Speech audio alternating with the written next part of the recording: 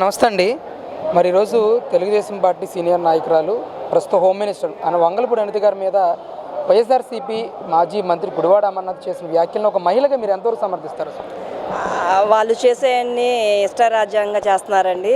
అమర్నాథ్ అనే అతను ఒక మాజీ మినిస్టర్ అయి ఉండి ఒక మహిళకి ఇవ్వాల్సిన ఇంపార్టెన్స్ ఇవ్వకపోగా అతను చేసే మాటలు వల్గర్గా ఉన్నాయి. అలానే ఆమె రాష్ట్ర మహిళా అధ్యక్షురాలు కూడా ఉన్నారు టీడీపీ ప్రభుత్వం తరఫున. అలాగే ఆమె ఒక హోమ్ మినిస్టర్గా కూడా వర్క్ చేస్తున్నారు. అలాంటిది ఒక క్రమశిక్షణతో ఉన్న పార్టీలో ఉన్న మహిళలను మేకప్ రాని గోడకి వేసుకునే ఒక పుట్టికి సరిపోయేదని చెప్పడం మాటలు చాలా వర్గర్గా ఉన్నాయి. అతను మాట్లాడే విధానం కూడా నచ్చలేదు. నీ ఫ్యామిలీలో నీ తల్లిని నీ చెల్లిని నీ భార్యకు కూడా ఇలాంటి వ్యాఖ్యలు చేస్తే నీకు ఎలా ఉంటుంది అన్నది నువ్వు ప్రశ్నించుకుంటే బాగుంటుంది.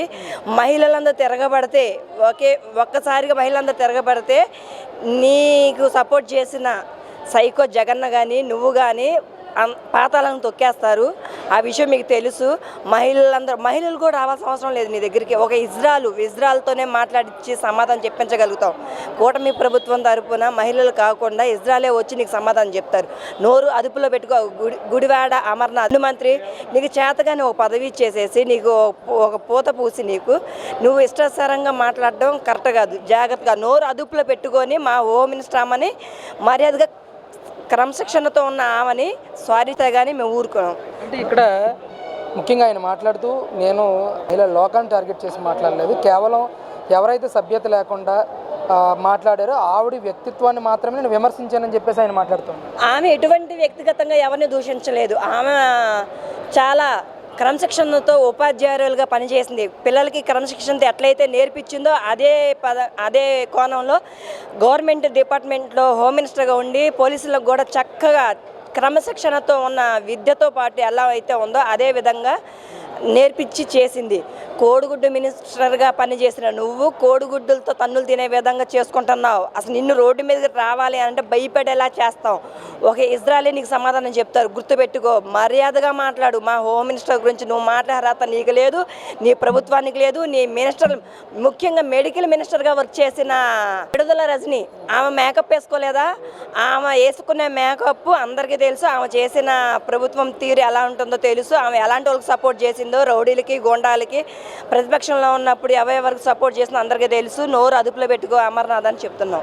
ఈరోజు కూటమి ప్రభుత్వం 2 ఏళ్ళు పూర్తి చేసుకున్న సందర్భంగా విజయోత్సవ కార్యక్రమాలు జరుపుతూ ఉంటే చంద్రబాబు వెన్నుపోటుకు 2 ఏళ్ళు అని అంటూ కూడా వైఎస్ఆర్సీపీ నిరసనలు చేస్తూ ఉంది. ఏంటి అసలు ఎలా చేస్తారు? 2 ఏళ్ళు నిరసన చేస్తున్నారంటే వాళ్ళు గొడ్డల పార్టీలో ఎలాంటి అరాచకాలు చేశారో, బాబాయిని చంపి ఆయన సీఎం పదవి ఎలా పొందాడో అందరికీ తెలుసు. ఇప్పుడు విజయోత్సవాలు ఎందుకు చేసుకుంటున్నామంటే దీపం పథకం అమలులో చేశారు, ఫ్రీ బస్ పెట్టారు, తల్లికి వందనం ఇచ్చారు, పెన్షన్లు ఇచ్చారు, 60 సంవత్సరాల వాళ్ళకి ఇచ్చారు, వితంతు పెన్షన్లు పెంచారు, అన్నీ పెంచారు. ఒక 3000 పెన్షన్ పెంచడానికి నీకు 5 సంవత్సరాలు పడితే 3,000 పెన్షన్ 4,000 చేసి 2 నెలలు పెన్షన్ బోనస్గా ఇచ్చారు. ఘనత మా బాబు గారిది. అలానే ఫ్రీ బస్ పెట్టారు. వ్యాపారం చేసుకున్న వాళ్ళకి ఫ్రీ బస్సులో వెళ్ళి వ్యాపారం చేసుకొని ఇంటికి తిరిగి వచ్చేటప్పుడు ఆ రూపాయి ఆర్థికంగా వాళ్ళు వెనకేసుకోవడానికి తోడ్పడుతుంది.